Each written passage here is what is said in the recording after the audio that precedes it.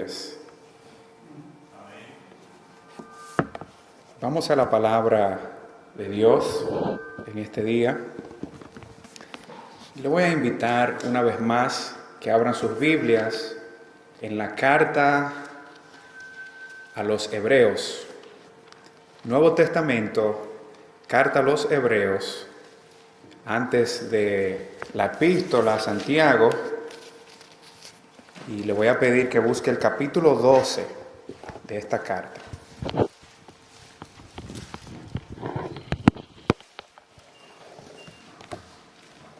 Palabra de Dios, carta a los Hebreos, capítulo 12. Vamos a leer una vez más desde el versículo primero hasta el versículo 3. Leemos la palabra de Dios. Por tanto, nosotros también, teniendo en derredor nuestro tan grande nube de testigos, despojémonos de todo peso y del pecado que nos asedia, y corramos con paciencia la carrera que tenemos por delante, puestos los ojos en Jesús, el autor y consumador de la fe, el cual por el gozo puesto delante de él sufrió la cruz, menospreciando el oprobio, y se sentó a la diestra del trono de Dios. Considerad a aquel que sufrió tal contradicción de pecadores contra sí mismo, para que vuestro ánimo no se canse hasta desmayar. Dios bendiga su palabra. Amado Dios, en tu nombre, Señor, nos presentamos delante de ti,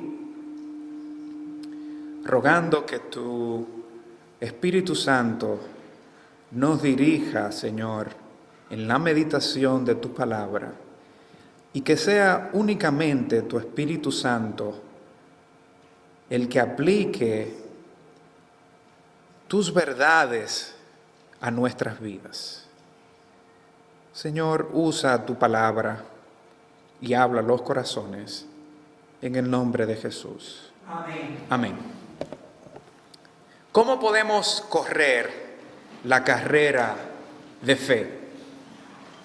Como ya vimos la semana pasada, la semana anterior, la carrera de la fe amerita que nosotros corramos con perseverancia y con paciencia. En esta carrera no sale vencedor ni sobreviviente el más fuerte, humanamente hablando, sino aquel que aprende a depender y a vivir en la misericordia de Dios y conforme a la fuerza y el poder que Dios da. Así como nosotros vimos a nuestros hermanos del Antiguo Testamento, aquellos hombres de fe de los cuales nos habla el capítulo 11 de Hebreos, de esa misma manera nosotros también tenemos que esperar en Dios y confiar en Dios, sin importar las circunstancias que se levanten en nuestras vidas. Por ende, hermano, es necesario que nosotros que estamos aquí en este día comprendamos que la única manera que podemos lograr vivir de una manera santa y consagrada en este mundo, como manda la Biblia, es si cada día, mis hermanos, cada día nosotros depositamos nuestra confianza y nuestras vidas en las manos del Señor. Cada día, todos los días.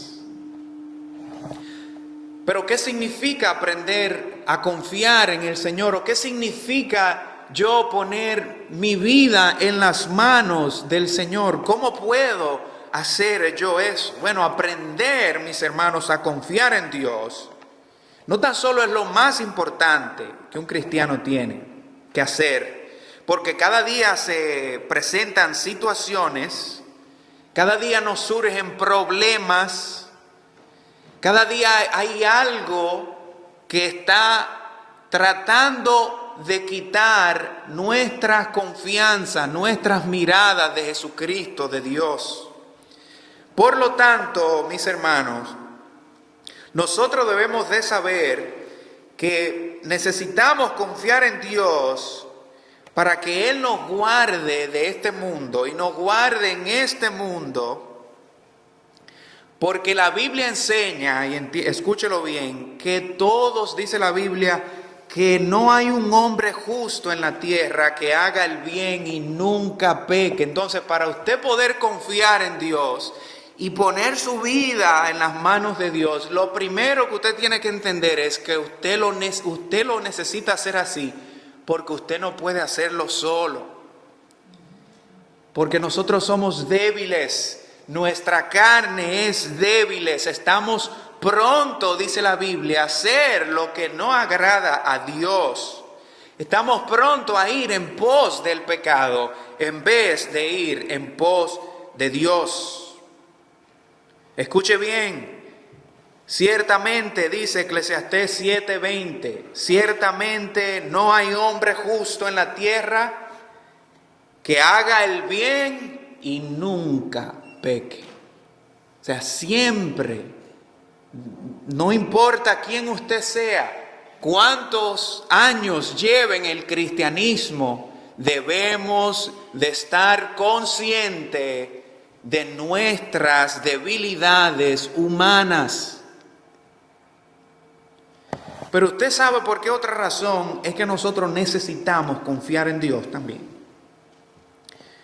Todos los días de nuestra peregrinación en este mundo de los vivos. Porque el problema no tan solo es, mis hermanos, que somos débiles ante el pecado, sino que somos atraídos por el pecado. No es que somos débiles y que vamos a pecar, como dice la Biblia, es que nuestra carne, eso es lo que quiere, nuestra carne desea el pecado, se deleita en el pecado, nuestra carne haya gratificación y placer en el pecado. O sea, somos débiles, pero también tenemos que luchar con esta naturaleza pecaminosa hasta que venga nuestro Señor. Y esta naturaleza pecaminosa, hermanos, no quiere que nosotros hagamos lo que a Dios le agrada. Esta naturaleza pecaminosa no quiere someterse a las verdades de Dios. Esta naturaleza pecaminosa incluso en ocasiones nos dice a nosotros que somos lo suficientemente fuertes para correr esta carrera de la fe solos, sin la ayuda de Dios. Y no hay una mentira más grande de Satanás que esa. Por eso usted ve personas que están tratando de vivir para Dios conforme a los estatutos y a los mandatos de la palabra de Dios, y de repente usted pregunta por esas personas y lo último que uno sabe es que dejaron el camino de Dios precisamente porque ellos pensaron que correr la carrera dependía de ellos, y cuando tropezaron y cayeron no pudieron seguir adelante. Y dejaron todo atrás. Pero si nosotros comprendemos nuestra necesidad de Dios, hermano, usted sabe, uno de los apóstoles que a mí más me llama la atención, yo me imagino que a muchos de ustedes también, es el apóstol Pablo. Usted sabe que este hombre de Dios escribió la mayor parte del Nuevo Testamento, casi un 50% del Nuevo Testamento. Se dice que era uno de los teólogos, o que ha sido uno de los mejores teólogos cristianos que ha dado el cristianismo de toda la historia. Y este hombre nosotros lo encontramos en su segunda carta a los Corintios, confesándonos a nosotros, los lectores, de que él tenía una debilidad. Y esa debilidad él la describe como un aguijón en la carne. Y cuando él está describiendo esta debilidad, él dice que él le pedía a Dios para que Dios le quitase ese aguijón de la carne. ¿Usted sabe cuál fue la respuesta de Dios? Bástate en mi gracia, porque mi poder se perfecciona en las debilidades. Hermano, si usted entiende eso, usted no va a tener problema. No quiere decir que no va a tener debilidades y que no van a venir pruebas y situaciones, sí. Pero cuando vengan, usted va a decir, Señor, soy débil, pero me basto en tu gracia, porque tu poder se perfecciona en nuestras debilidades. Por lo tanto, hermanos, una vez comprendemos nosotros esta nuestra naturaleza humana, la Biblia nos manda que nosotros recordemos en el texto de la carta a los Romanos, capítulo 12, versículo 1 y versículo 2. Vaya conmigo allí. La Biblia nos manda en este lugar y nos dice de la siguiente manera: así que, hermanos, os ruego por la misericordia de Dios que presentéis vuestros cuerpos en sacrificio vivo, santo, agradable a Dios, que es vuestro culto racional. Versículo 2. No os conforméis a este siglo, sino transformaos por medio de la renovación de vuestro entendimiento, para que comprobéis cuál sea la buena voluntad de Dios, agradable y perfecta. Primeramente nos dice que debemos de presentarnos a nosotros mismos como una ofrenda, así mismo como se presentaban en el Antiguo Testamento, en el propiciatorio, aquellos corderitos para ser sacrificado ante Dios. Dice, nosotros nos debemos presentar como un holocausto a Dios, pero a diferencia de los holocaustos del Antiguo Testamento, nosotros debemos presentarnos en carne propia. Debemos, dice, como sacrificio vivo. Usted sabe que para sacrificar a los animales que se entregaban allí en el altar, en el propiciatorio, pues primeramente se sacrificaba el animal, ¿ok? O sea, se le daba muerte al animal. Y luego se esparcía su sangre, un ritual que nosotros lo vemos allí en el libro de Levítico. Y luego entonces se ofrecía el animal como una ofrenda a Dios. La Biblia nos dice aquí en este lugar que nosotros somos esa ofrenda, pero que nos debemos presentar así como estamos. O sea, usted va a sufrir, óigame, todo lo que ese animalito sufrió cuando fue sacrificado, usted lo va a sufrir, pero en vida. Un ejemplo. Por lo tanto, hermanos, nosotros, nuestra carne mortal, nuestra concupiscencia, nuestras mentes corrompidas, son las que nosotros necesitamos traer ante el altar de Dios. Es nuestra carne débil que está pronta a hacer lo que no agrada a Dios, que nosotros debemos presentar ante el altar de Dios, ante la presencia de Dios, para que sean consumidas y para que nuestras vidas sean limpiadas y nosotros podamos vivir conforme a la voluntad de Dios. Nosotros podamos comprender, mire, cuando usted pone su vida en las manos de Dios y usted entiende cuáles son las cosas que usted tiene que abandonar en su vida y que usted entiende cuáles son las cosas que usted tiene que asumir en su vida, allí es cuando verdaderamente, dice la Escritura, usted empieza a ser transformado. No conforme a este mundo, como dice el verso 2 que nosotros hemos leído de Romanos, no conformándonos a este siglo ni a este mundo, sino siendo transformado y renovado en nuestro entendimiento para comprobar la voluntad de Dios agradable y perfecta.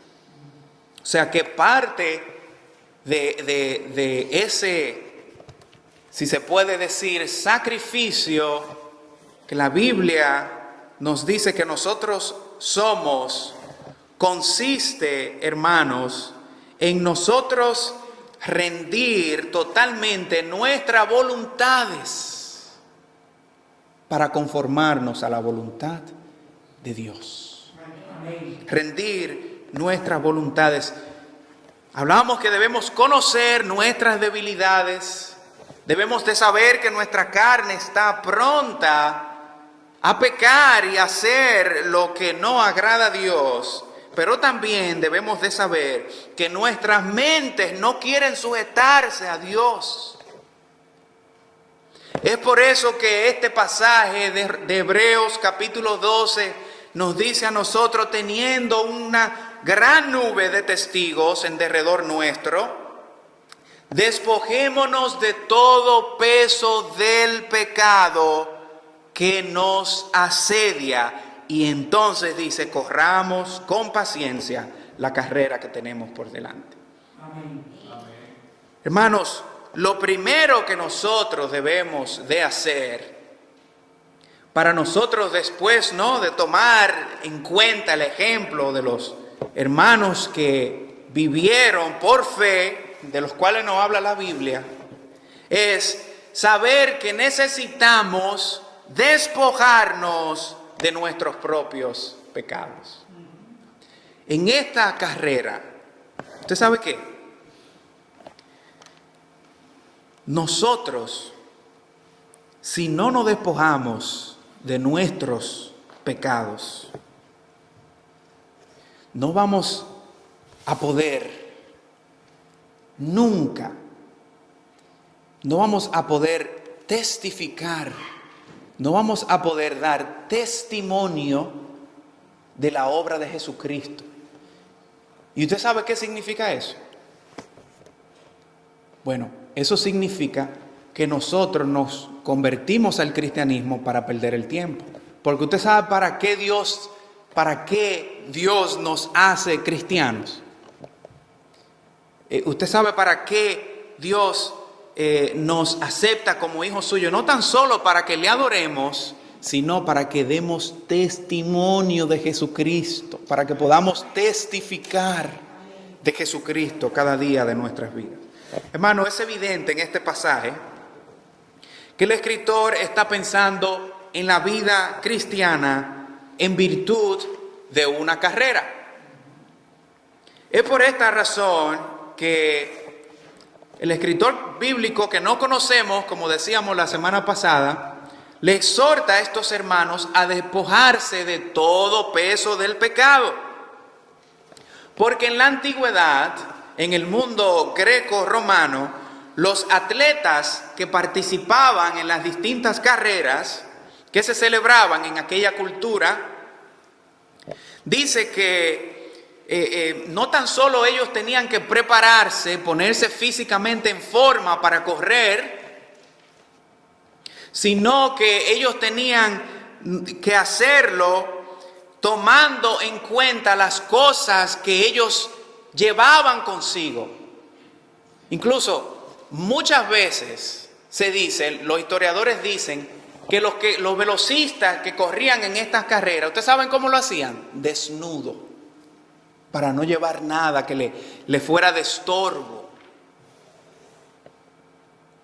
O sea, no se podían poner una túnica, porque obviamente cuando empezara la carrera y en el ardor de la carrera, en el calor de la carrera, iban a sudar, la túnica le iba a hacer peso, no podían correr. Entonces, el enfoque de ello era despojarse de todas aquellas cosas que físicamente le eran de impedimento para ellos poder correr la carrera a la cual habían sido convidados. Nosotros los cristianos hemos sido convidados no a una mera carrera humana. No estamos compitiendo por un premio meramente humano y perecedero. Se nos ha convidado a correr la carrera más importante que se ha corrido en toda la humanidad. La carrera de la fe. Y usted sabe cómo es que nosotros corremos esa carrera. Con los ojos sí puestos hacia adelante en el premio que es Jesucristo. Pero al mismo tiempo también mirando hacia nosotros mismos para ver cuáles son aquellas cosas de las cuales yo tengo que desprenderme, que yo tengo que despojarme.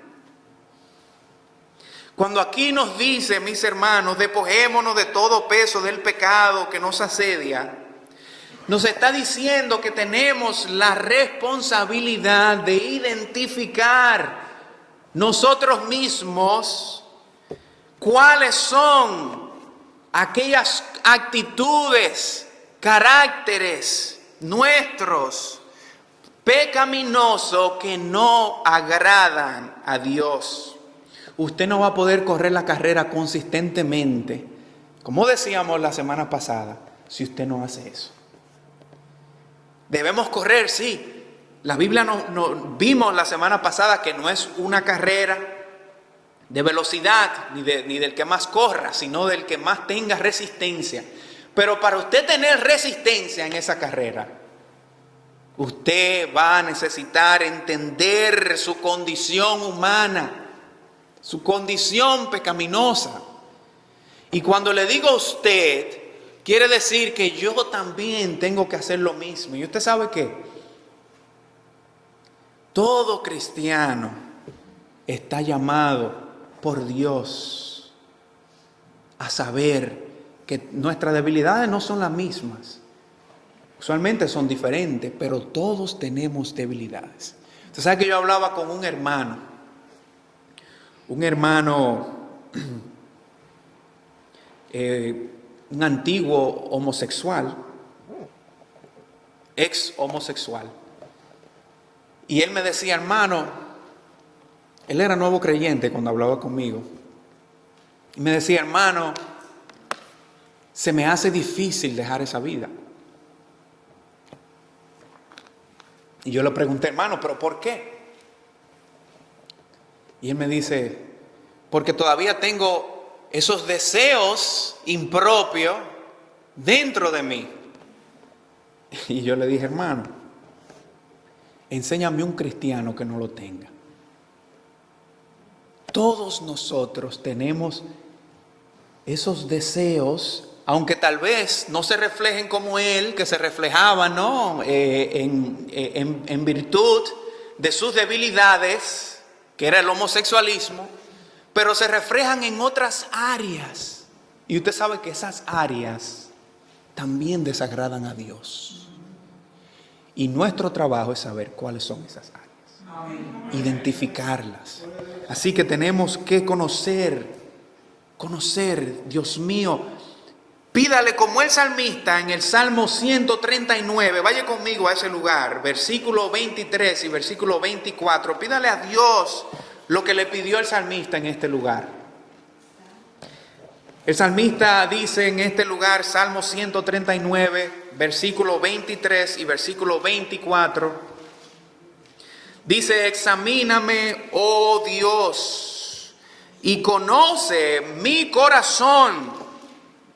Pruébame y conoce mis pensamientos y ve si hay en mí camino de perversidad y guíame en el camino eterno. Primeramente dice, oh Dios, examíname. Oh Dios, conoce qué es lo que hay en mi corazón. Pruébame, Señor, si es posible. Conoce también mis pensamientos. Tú lo conoces. Y dice, si hay en mí camino de perversidad, oh Dios, guíame por el camino eterno. Usted sabe que para eso es que nosotros nos examinamos. Para una vez ya nosotros sabemos cuáles son aquellas cosas que nosotros hacemos que desagradan a Dios y que no nos permiten correr esta carrera eficientemente, para nosotros pedirle a Dios que la quite de nosotros. Porque ellas no van a desaparecer de manera mágica. Las personas se confunden y dicen, óyeme, yo no me convierto al cristianismo porque para yo convertirme tengo que dejar esto, o tengo que dejar aquello, o tengo que cambiar tal cosa. No, eso no funciona así. Usted nunca lo va a poder dejar solo, nunca. Es Dios quien le va a dar el poder por medio de Jesucristo. Y para usted poder hacer eso, usted va a necesitar que Dios también le dé la gracia para identificar en sus vidas cuáles son aquellos pecados y aquellas debilidades que están impidiendo que usted viva la vida que agrada a Dios. Y Dios usualmente hace esa obra a través de su palabra, ¿ok? O sea que nosotros, por eso la Biblia nos manda a nosotros alimentarnos con la palabra de Dios, porque esa obra de examinación y de prueba, si se quiere, en nuestras vidas, Dios la hace. Mientras más usted se acerca al estudio de la palabra, más Dios va a cambiar su vida. Amén. El mejor consejo que usted le puede dar a cualquier gente que usted se encuentre por ahí, sea un hijo o un amigo, es: si usted no sabe ni lo que le va a decir, ni cómo le va a predicar, dígale, mira, lee la palabra de Dios.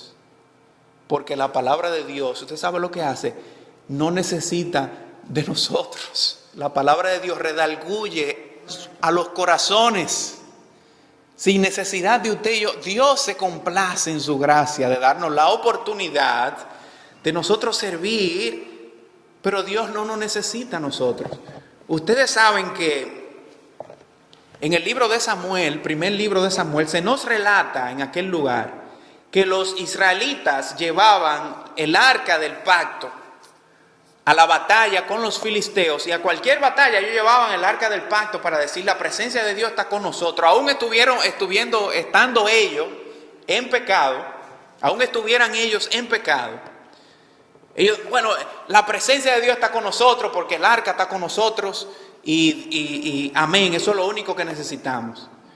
Y nos dice allí en aquel lugar que estas personas sufrieron una derrota colosal, porque sus vidas ellos no estaban caminando con Dios, no estaban alineadas sus vidas con la voluntad de Dios. ¿Y usted sabe qué pasó?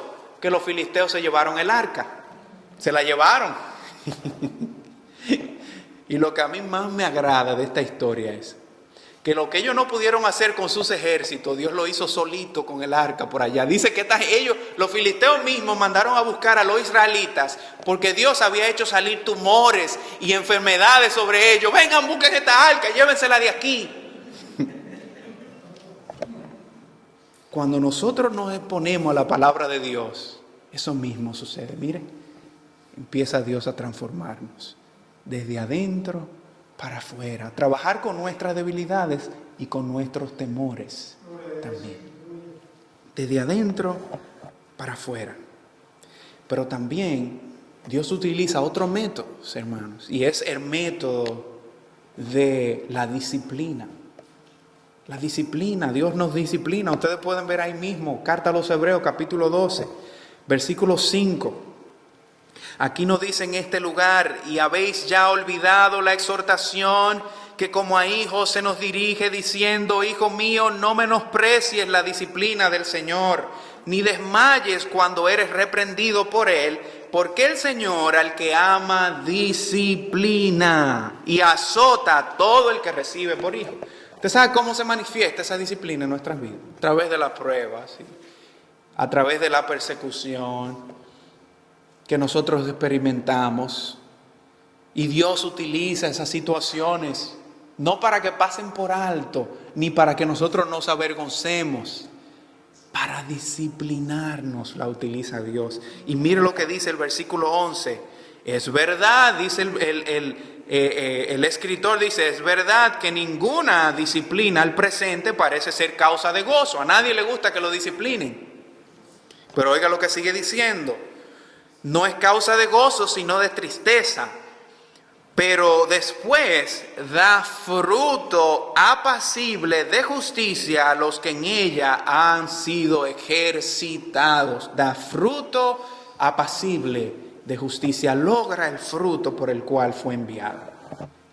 Así que para saber cuál es o cuáles son los distintos pecados que nos son contrarios en este maratón, necesitamos ser humildes y reconocer cuáles son nuestras debilidades, por más feas que sean. Amén.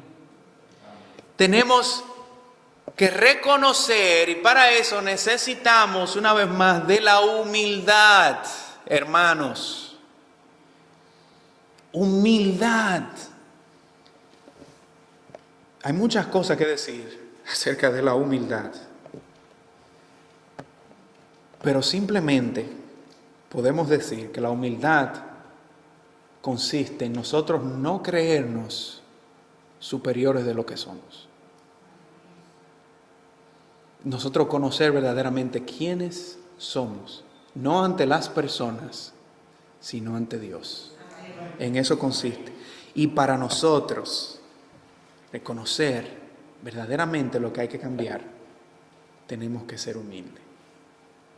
Jesús le decía a sus discípulos, miren, cuando traían niños a orar en su presencia, y ellos querían apartarlo, le dijo el Señor, no, espérate, déjalo que ellos vengan a mí, porque de los tales es el reino de Dios.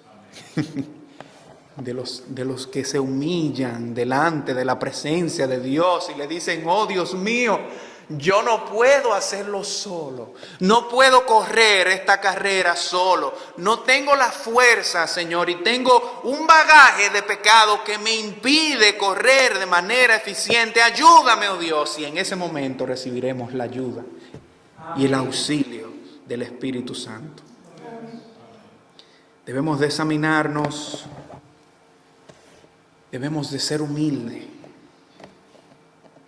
Debemos poner nuestros corazones tal cual son en las manos de Dios. Hermano, aquí yo quisiera que prestemos un poquito de atención.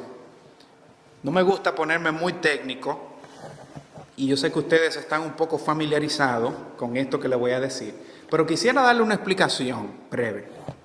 Mira, cuando la Biblia habla de arrepentimiento, ¿usted sabe cuál es la palabra griega que la Biblia utiliza? Es la palabra, muchos están familiarizados, metanoia. Y esa palabra literalmente, según los estudiosos, lo que significa es un cambio de mente.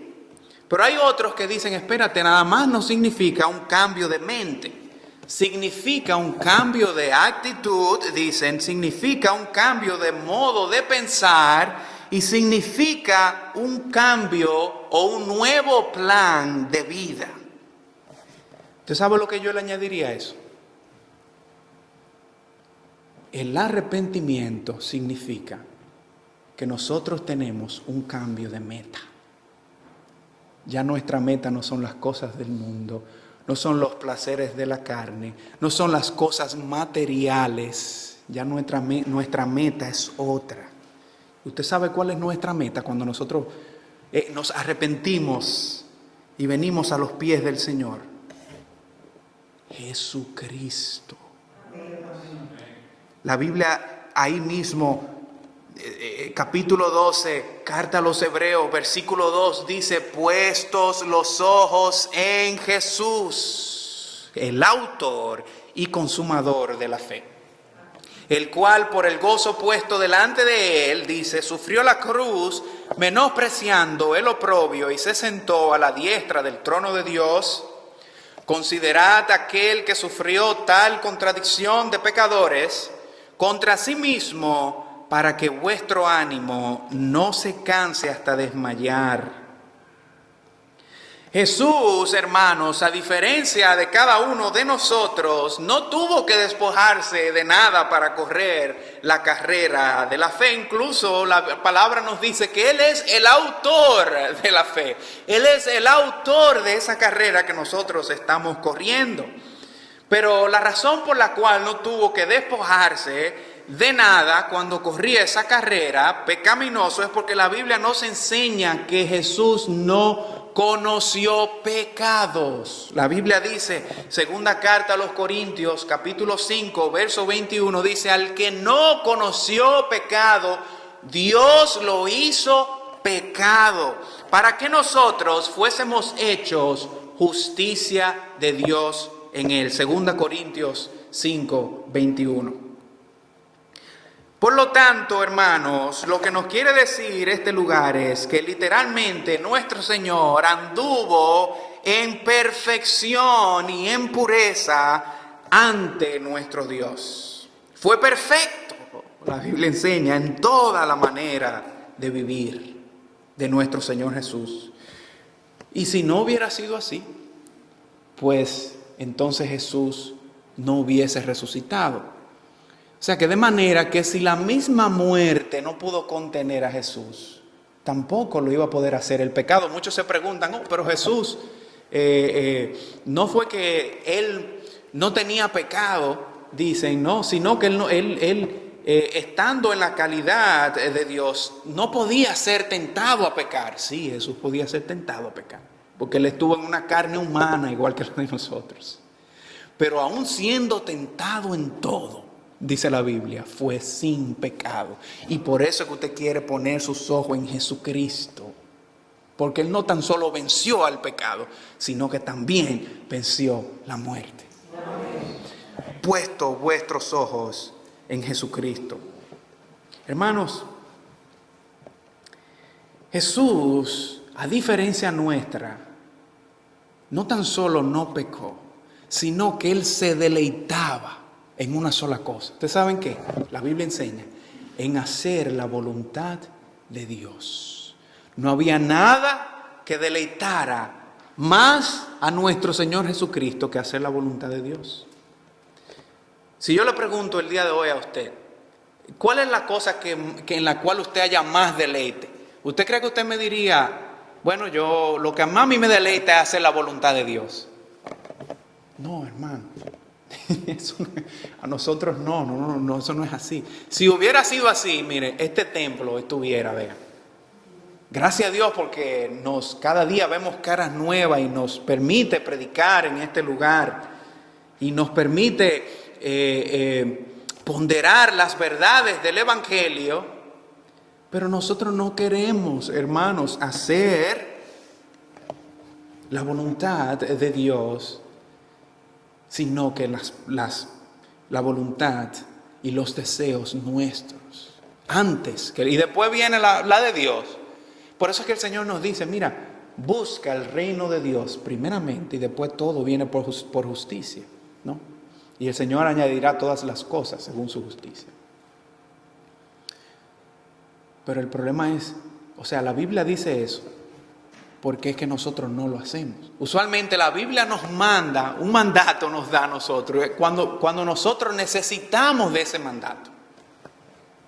De manera que nosotros, si miramos a el Gólgota y si nosotros miramos a aquel lugar donde Jesús fue crucificado, si nosotros ponemos nuestros ojos en el Calvario, nos vamos a dar cuenta verdaderamente por qué es que la Biblia nos dice en aquel lugar que Jesús exclamó, Elí, Elí, lama sabactani, Dios mío, ¿por qué me has abandonado? ¿Usted sabe por qué Jesús exclamó eso?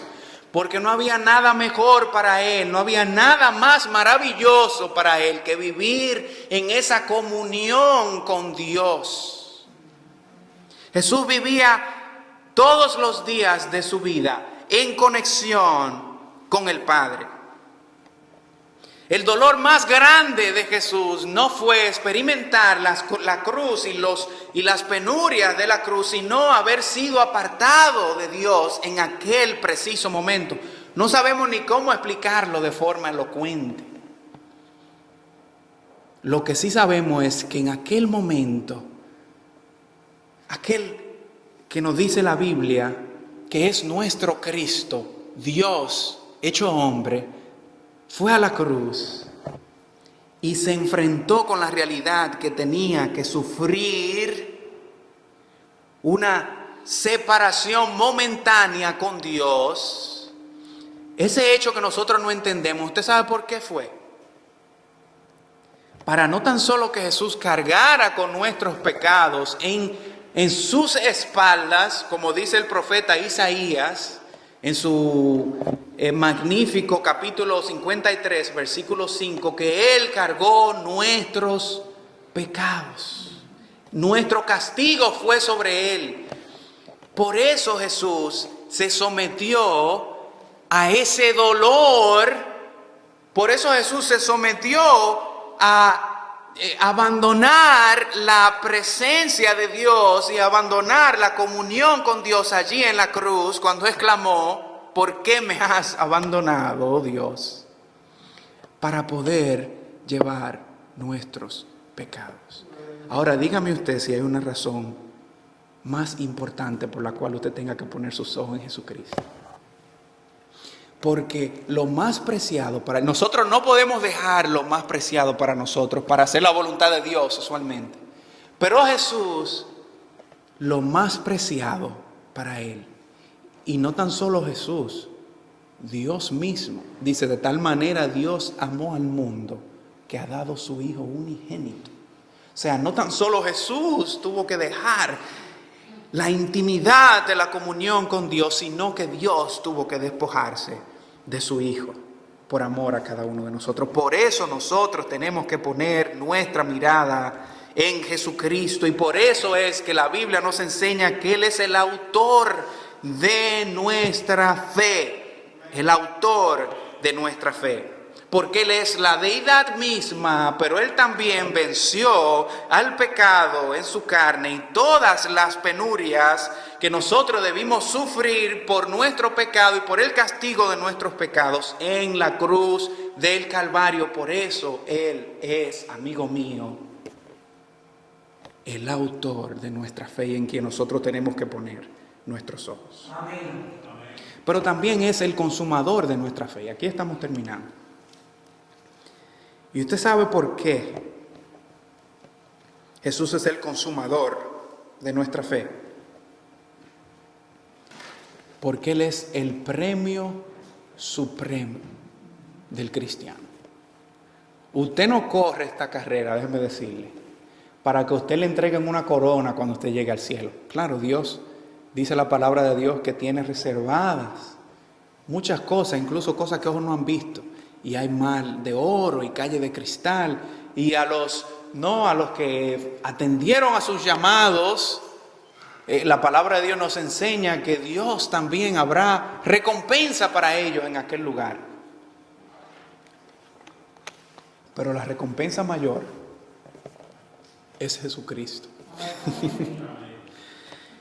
Usted sabe que cuando Jesús visitó a Zaqueo, que le dijo: Zaqueo, baja de ese árbol, me es necesario posar en tu casa. Porque usualmente Jesús quien se autoinvita. Nosotros no lo estamos llamando, no lo estamos buscando, y Él es que viene hacia nosotros. Baja de ese árbol, me es necesario ir y comer contigo. Dice la Biblia que así mismo hizo Zaqueo. Estaba esperando Zaqueo su oportunidad allí. Y cuando está allí en la casa de Zaqueo, la mera presencia del Señor en aquel lugar dice que hizo que Zaqueo se arrepintiera de sus pecados. ¿Por qué? Usted sabe que Zaqueo dijo: Señor, mira, si yo le he robado a alguien, porque era publicano, claro que había robado, se lo voy a devolver triplicado, cuatruplicado, 4 veces más. Y usted sabe qué dijo el Señor: hoy, en este día, ha llegado la salvación a esta casa. Pero yo le voy a preguntar a usted ahora: ¿quién fue que llegó a aquella casa que trajo salvación? Jesús. ¿Y usted sabe qué significa eso? Que esa salvación que usted tiene, usted la tiene si Jesús está en usted. O porque Jesús está en usted. Porque Jesús, dice la Biblia, Él es la salvación. Él es la vida eterna. Por eso no hay nada más preciado para un cristiano que desarrollar esa relación con su Jesús, que conocer a su Salvador, que entregar su vida en las manos de su Señor. Hermanos, mire, la Biblia dice, para añadir a esto, en el epílogo de Apocalipsis, capítulo 22, en el último capítulo de Apocalipsis, en la conclusión de Apocalipsis, nos dice que Juan, el escritor de este libro, en el capítulo 22, versículo 1 específicamente, vaya conmigo allí, y ya estamos aterrizando, hablando aquí en este lugar de las cosas postreras, dice, y me mostró un río de agua viva, resplandeciente como el cristal, que salía del trono de Dios y del Cordero, en medio de la calle de la ciudad, y a cada lado, dice, del río estaba el árbol de la vida, que produce 12 clases de fruto, dando su fruto cada mes, y las hojas del árbol eran para la sanidad de las naciones. Usted sabe que este árbol de la vida que está allí, que se le va a dar para la sanidad, dice, de las naciones, debemos de entender primeramente que el libro de Apocalipsis es un libro altamente simbólico, hay muchos símbolos. Y usted dirá, óyeme, pues entonces el árbol de la vida, ¿eso es un símbolo también? Sí. Usted sabe que Jesús, cuando tuvo el encuentro con la samaritana, le dijo, mira, si tú crees en mí, en tu interior correrán, ¿qué? Ríos de agua viva. Eso es lo que Jesús da, el Espíritu Santo. Pero luego, hablando con la multitud que le seguía por haber multiplicado los panes y los peces, Juan capítulo 6, dice que cuando le encontraron, Jesús le dijo, yo sé por qué ustedes me buscan. Ustedes me buscan a mí, no por mí, sino por los panes y los peces. Pero Jesús le dijo, miren, a ellos, Juan 6, 35 le dijo, ¿ustedes saben qué? No busquen la comida que perece. Le dijo, miren, busquen la que permanece para siempre. Por eso le dijo, yo soy el pan de vida. Yo soy el pan de vida. ¿Usted cree que Jesús, podemos decir que es verdaderamente un pan de harina y de huevo, lo que le echan huevo? No, es un símbolo para hacernos a nosotros ver quién es Jesús verdaderamente. Y hay otros símbolos que nos hablan de quién es Jesús, o que nos hablan acerca de lo que Jesús representa. Por ejemplo, Jesús dice, yo soy la puerta, o yo soy la luz del mundo, ¿no? O yo soy el camino, dice Jesús, o en otro lugar, o yo soy la vida.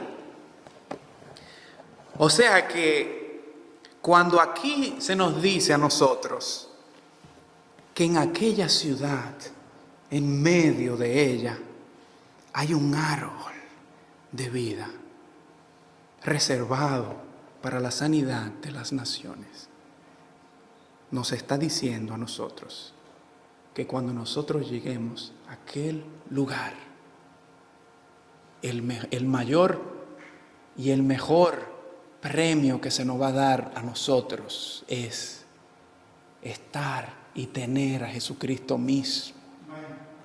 Si usted no corre la carrera con su mira en Jesucristo, si usted no corre la carrera sabiendo que Jesús es el consumador, el premio último de su fe, quien también le va a ayudar en esta carrera, si usted no corre su vida de esa manera, Jesús no tendrá ni el valor que merece en su vida. ni tampoco la primacía que Él demanda de usted. Dice Primera de Juan capítulo 5 versículo 20, pero sabemos que el Hijo de Dios ha venido y nos ha dado entendimiento para conocer al que es verdadero. Y dice, y estamos en el verdadero, en su Hijo Jesucristo. Una vez más, este es el verdadero y la vida eterna. ¿Usted está entendiendo? Jesucristo es la vida eterna. La vida eterna, hermanos.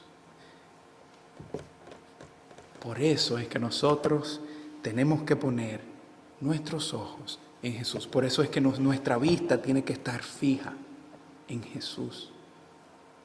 Porque nadie se ha hecho cristiano para otra cosa más que para obtener la vida eterna.